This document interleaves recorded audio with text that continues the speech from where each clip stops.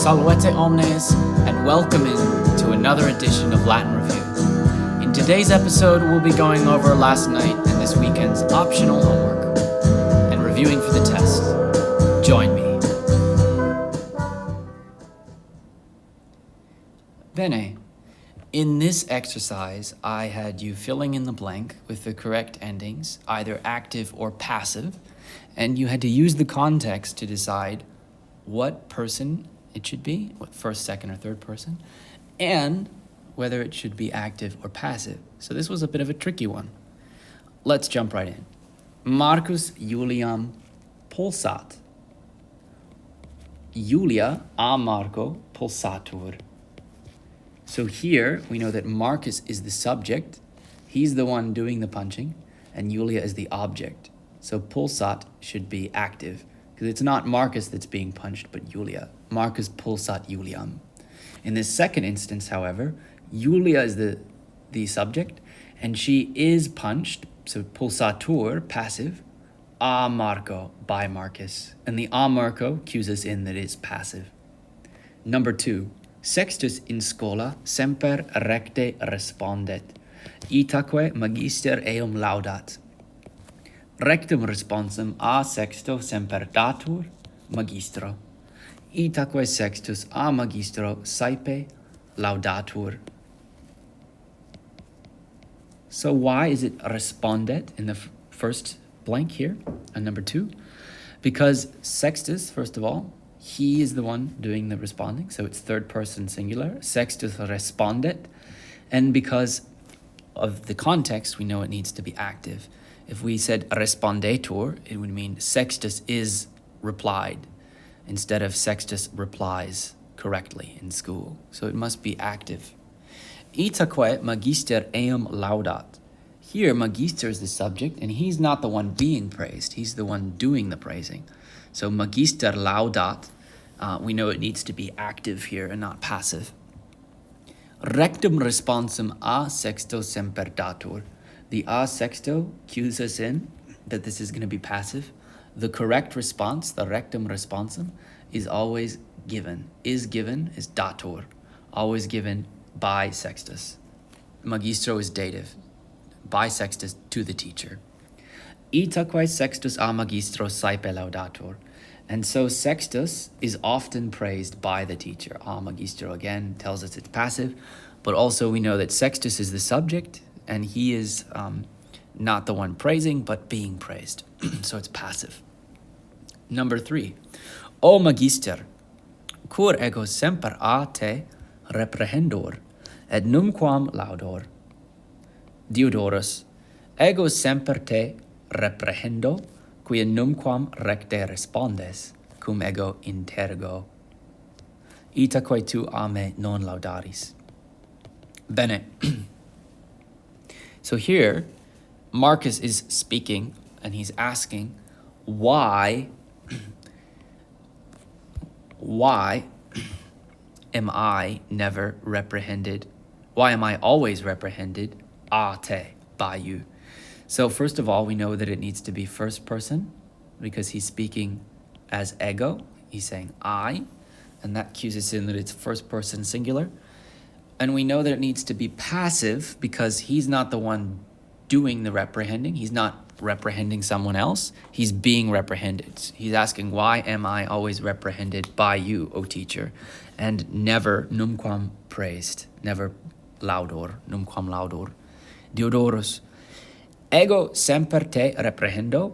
So here, the teacher is speaking for himself. Ego, again, we know it's first person, but here, he is not being reprehended, the teacher. He's the one doing the reprehending. So he is going to be, it's going to be active instead of passive here. Ego reprehendo te, quia numquam recte respondes. And who is not responding correctly? Marcus. And so he's addressing Marcus directly. He's saying, you never respond correctly. So it's second person singular. Tu numquam recte respondes, cum ego interrogo, when I ask. Itaque tu a me non laudaris. Therefore you, O Marcus, are not praised. Numquam laudaris a me. Number 4. Sextus et Titus. Nos in schoola numquam a magistro reprehendimur, quia semper recte respondemus. Diodorus, vos non semper, sed saepe recte respondetis. Itaque a me saepe vos laudamini. So here we see in the first blank that Sextus and Titus are both they're both speaking at once. So it's nos, we. So we know that means it must be first person plural. We are never reprehended a magistro. We are never reprehended by the teacher. And the a magistro tells us it's passive. They're not reprehending. They're never being reprehended. So reprehendimur is passive. Quia semper recte respondemus. And this one is active because we always respond correctly. Diodorus, vos non semper, sed saepe recte respondetis. Y'all don't always, but often respond correctly. And therefore, ame, by me, you are often praised. Vos saepe laudamini. Ame cues us in that it's passive. And also the vos, y'all, are often praised by me. Passive second person plural. Number 5, Marcus. Quinte, da mihi malum tuum, nam ego ventrem vacuum habeo. Quintus, minime, quibum meam tecum non largior. So here, he's asking Quintus to give him his apple, and he says, because I, ego, habeo ventrem vacuum, because I have an empty stomach. And Quintus says, minime, quibum meam tecum non largior. I do not share, I do not give generously of my food to you or with you. I do not share my food. And here, largior has the passive ending, even though it has an active meaning, because largiri is a deponent verb, which has the active meaning and the passive endings. So largior means I give generously. Bene, Marcus, quid cur cibum tuum mecum non partiris, Quinte. And again, partiris is a deponent, so it has an active meaning, though it has passive endings. And he's saying, why don't you share your food with me, Quinte? Marcus, o sexte et tite, date mihi illud malum, si vos malum mecum partimini, ego dabo vobis duos asses, Sextus et Titus. Minime nos cibum tecum non partimur, nam ventres nostri vacui sunt. So Marcus is trying to make a deal with Sextus and Titus. He says, give me your apple, give me that apple, and if y'all will share if y'all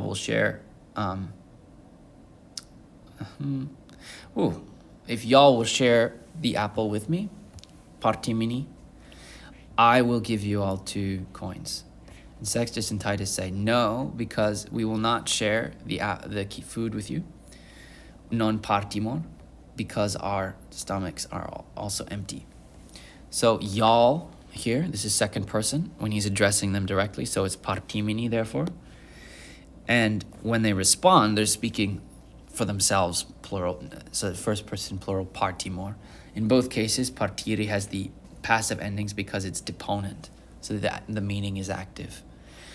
So that is the exercise. You feel free to head out, but if you'd like just a little bit more review, I'm going to remind you all how you can be sure to find the correct ending and to know whether it's active or passive. So as we've been doing in this exercise, the thing that you need to find out is who is the subject of this particular verb.